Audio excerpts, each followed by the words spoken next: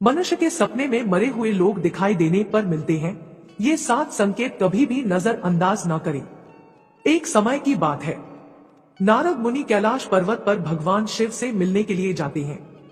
वहां पर जाकर नारद मुनि भगवान शिव को प्रणाम करते हैं। भगवान शिव नारद मुनि का बड़े ही प्रेम से आदर सत्कार करते हैं। फिर भगवान शिव कहते हैं, नारद मुनि, तुम्हारा कैलाश पर्वत पर आने का क्या प्रयोजन है?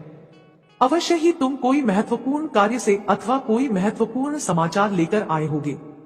तब नारद मुनि कहते हैं, हे देवों के देव महादेव, आप तीनों लोकों में सबसे बड़े हैं, आपसे कोई भी बात छिपी हुई नहीं है। आपको समस्त चराचरों के भूत और भविष्य का भी ज्ञान है। इसलिए मैं आपके पास एक महत्वपूर्ण प्रश्न लेकर आया हूं। इसलिए आपसे मेरी विनती है, आप मेरे प्रश्न का समाधान करने की कृपा कीजिए। फिर भगवान शिव कहते हैं, मुनिवर, तुम सत्य कहते हो। हम तीनों लोकों में निवास करने वाले सभी प्राणियों के बारे में जानते हैं। आखिर तुम्हारा प्रश्न क्या है? तुम मुझसे क्या जानना चाहते हो, जरा बताओ। तब नारद मुनि कहते हैं, हे भोलेनाथ, मैं मृत्यु लोक में भ्रमण करने के लिए गया था और वहां भ्रमण करके आ रहा हूं। वहां पर मैंने भूत, प्रेत और पिशाच आदि प्रकार की कई विचित्र चीजें देखी है, जो वन में निवास करती है। और इसके साथ ही मैंने देखा कि सभी दुष्ट शक्तियां मनुष्यों को परेशान करती रहती है, उन्हें हमेशा दुख देती है। इसका क्या कारण है? और ये सभी बुरी शक्तियां मनुष्यों को क्यों परेशान करती रहती है? तथा मेरे मन में एक अन्य प्रश्न और उठ रहा है कि मनुष्य कई बार सपने में अपने पूर्वजों को देखता है, तो इसका क्या अर्थ होता है? सपने में मरे हुए लोग दिखाई देने का क्या मतलब है? इससे मनुष्य को कौन से संकेत मिलते हैं? हे भोलेनाथ, मैं समस्त मनुष्य जाति के कल्याण के लिए इन प्रश्नों के उत्तर जानने के लिए ही आपके पास आया हूँ। नारद मुनि के प्रश्न सुनकर भगवान शिव कहते हैं, हे मुनिवर, तुमने समस्त मानव जाति के कल्याण के लिए उचित ही प्रश्न किए हैं। मैं तुम्हें तुम्हारे इन प्रश्नों के उत्तर अवश्य दूंगा, परंतु उससे पहले मैं तुम्हें एक पवित्र कथा सुनाता हूँ। इस कथा में तुम्हें तुम्हारे इन प्रश्नों के उत्तर मिल जाएंगे। तुम इस कथा को बड़े ही ध्यान से सुनना, और जो भी प्राणी इस पवित्र कथा को ध्यान लगाकर सुनेगा, उसके घर में हमेशा खुशहाली बनी रहेगी और उन्नति के नए नए द्वार खुलते चले जाएंगे। तब नारद मुनि ने कहा, हे भोलेनाथ, आप मुझे वह पवित्र कथा सुनाइए। मैं उस कथा को बड़े ही ध्यान से सुनूंगा। फिर भगवान शिव नारद मुनि को यह पवित्र कथा सुनाते हैं। एक समय की बात है, मध्य देश में एक बड़ी ही सुंदर और रमणीय नगरी थी। उस नगरी में एक व्यापारी अपने 4 भाइयों के साथ रहता था। व्यापारी और उसके सभी भाइयों का विवाह हो चुका था और सभी मिलजुल कर आपस में बड़े ही प्रेम से रहते थे। उस व्यापारी के घर में किसी भी चीज की कोई कमी नहीं थी, क्योंकि वे सभी आपस में मिलजुल कर व्यापार करते थे। उस नगरी में उस व्यापारी के समान कोई भी धनवान नहीं था। यह सारी संपत्ति उस व्यापारी को उसके पूर्वजों से ही प्राप्त हुई थी। व्यापारी के पूर्वज बहुत बड़े दानी और दयालु थे। वे सभी दान, धर्म, यज्ञ और अनेक प्रकार के धार्मिक कार्य किया करते थे। परंतु वह व्यापारी बहुत बड़ा कंजूस स्वभाव का था और उसके अंदर उसके पूर्वजों के लक्षण बिल्कुल भी नहीं थे। उस व्यापारी के जीवन में उसने न तो कभी दान धर्म किया, न कभी यज्ञ करवाया और न कभी धार्मिक कार्य करवाया। व्यापारी ने उसके जीवन में धन तो बहुत इकट्ठा किया, परंतु उसने उस धन का कभी सदुपयोग नहीं किया। व्यापारी ने अपने द्वार पर आए हुए याचक को भी कभी फूटी कौड़ी तक नहीं दी और न कभी भूखों को भोजन कराया। वहीं व्यापारी के पूर्वज भूखों को भोजन कराया करते थे और निर्वस्त्र को वस्त्र दान करते थे और गरीबों की कई प्रकार से सेवा किया करते थे। और इधर व्यापारी अपने पूर्वजों का कभी भी अनुसरण नहीं करता था और हमेशा ही धन इकट्ठा करने में लगा रहता था। इस तरह से उस व्यापारी के पास बहुत सारी संपत्ति तो हो गई, लेकिन उसके पूर्वज उससे बहुत नाराज हो गए। व्यापारी के पूर्वजों को अपने लड़के का व्यवहार ठीक नहीं लगा और वे पितृलोक में दुखी रहने लगे। धन कमाने के लालच में व्यापारी इतना अंधा हो गया कि वह अपने पूर्वजों को भी भूल गया और उसने धीरे धीरे अपने पूर्वजों का श्राद्ध तथा तर्पण आदि कार्य करना भी बंद कर दिया, जिस कारण उसके पूर्वजों की आत्मा की तृप्ति नहीं होती थी और वे अपने लड़के के इस व्यवहार के कारण अत्यंत दुखी रहने लगे। फिर एक दिन व्यापारी के पूर्वज पितृलोक में बैठे बैठे आपस में बातचीत करते हैं और व्यापारी से मिलने के लिए सोचते हैं। फिर सभी पूर्वज इकट्ठे होकर धर्मराज के पास जाते हैं और उनसे हाथ जोड़कर प्रार्थना करते हैं, हे धर्मराज, हमारे पुत्र की बुद्धि भ्रष्ट हो गई है। धीरे धीरे वो धन कमाने की लालसा में हमें भूल चुका है, जिस कारण से हमारी संतुष्टि नहीं हो रही है। कृपया आप हमें हमारे पुत्र से मिलने के लिए जाने दीजिए।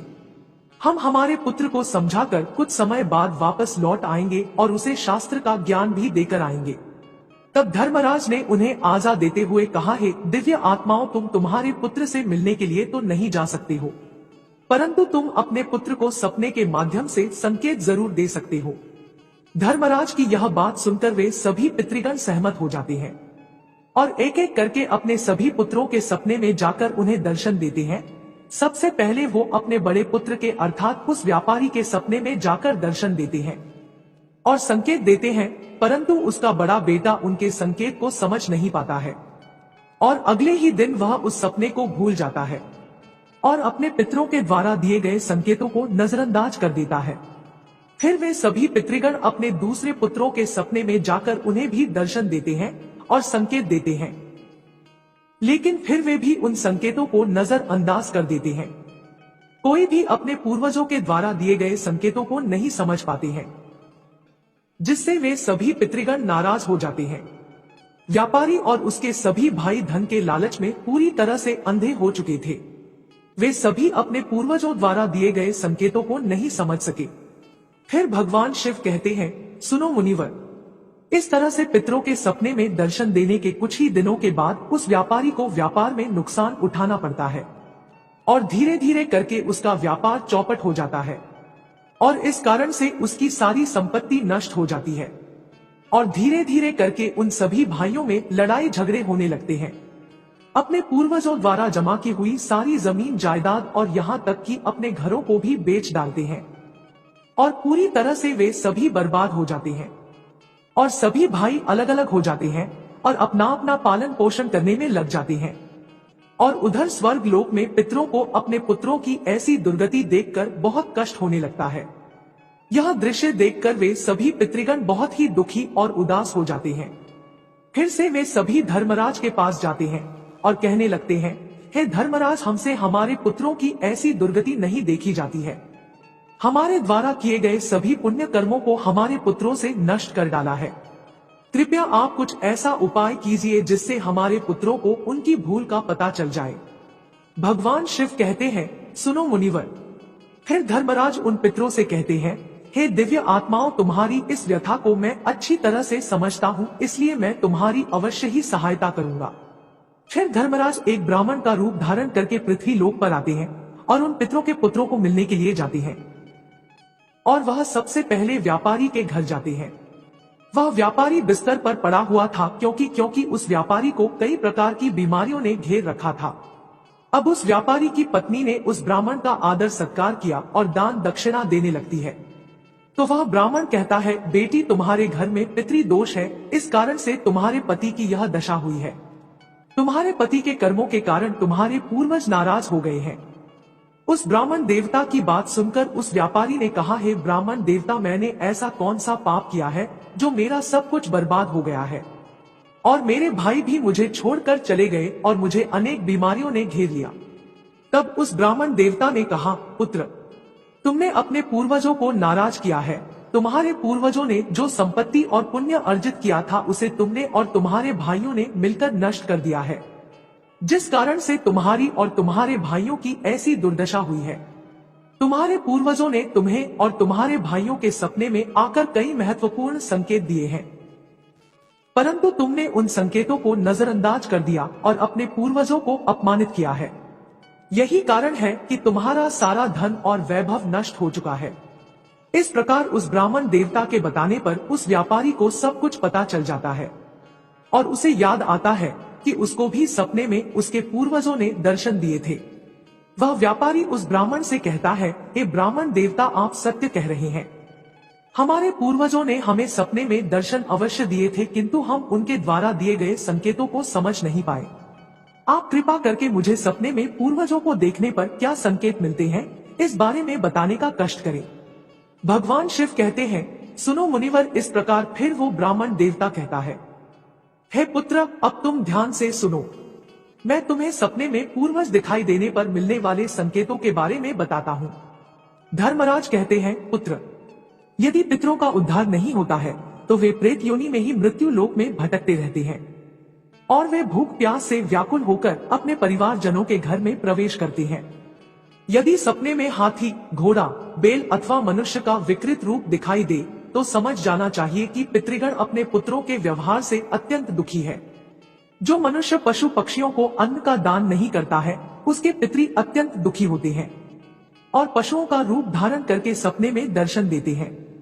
यदि मनुष्य को कोई ऐसा सपना आता है जिसमें कोई पशु अथवा जानवर मनुष्य की वाणी में बोलता हुआ दिखाई दे, जैसे कुत्ता, बिल्ली, भैंस आदि मनुष्य की तरह बातें करते हुए दिखाई पड़े, तो इसका अर्थ यह होता है कि मनुष्य के पितृ उससे अत्यंत रुष्ट है।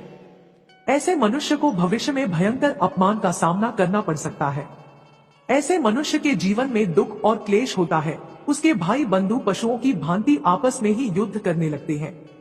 धर्मराज कुछ मांगते हुए दिखाई देते हैं तो उस सपने को मनुष्य को कभी भी नजरअंदाज नहीं करना चाहिए।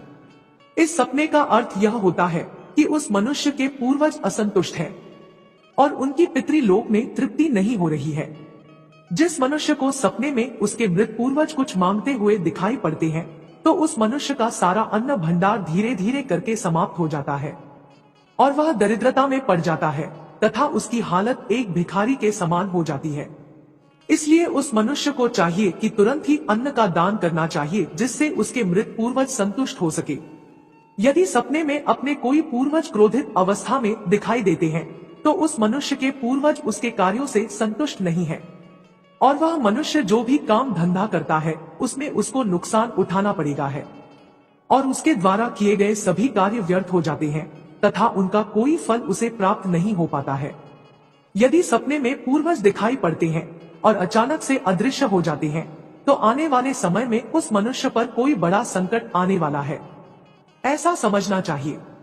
यदि सपने में कोई मनुष्य अपने मृत परिजनों को रोता हुआ देखता है तो उसके पूर्वज उसे यह संकेत दे रहे हैं कि उसे भविष्य में नुकसान उठाना पड़ेगा और उसका सारा धन वैभव नष्ट हो जाएगा और उसे भयंकर दरिद्रता का सामना करना पड़ेगा। आने वाले संकट की घड़ी को देखकर पूर्वज सपने में रोते हुए दिखाई पड़ते हैं। यदि सपने में पूर्वज गंदे और मेले वस्त्र पहने हुए दिखाई देते हैं तो निश्चित ही उस मनुष्य का सारा धन नष्ट हो जाएगा और वह धनहीन हो जाएगा। तब वह ब्राह्मण देवता कहता है, हे पुत्र, यदि तुम्हें भी इस प्रकार के सपने दिखाई पड़े हैं तो तुम्हें अपने पूर्वजों को प्रसन्न करने के लिए दान, धर्म, श्राद्ध आदि कर्म करने चाहिए, जिससे तुम्हारे सभी कष्ट दूर होंगे। उस ब्राह्मण की बात सुनकर उस व्यापारी को अपनी गलती का एहसास हो जाता है और वह तुरंत ही अपने भाइयों के पास जाता है और उन्हें ब्राह्मण देवता के द्वारा बताई गई बात बता देता है।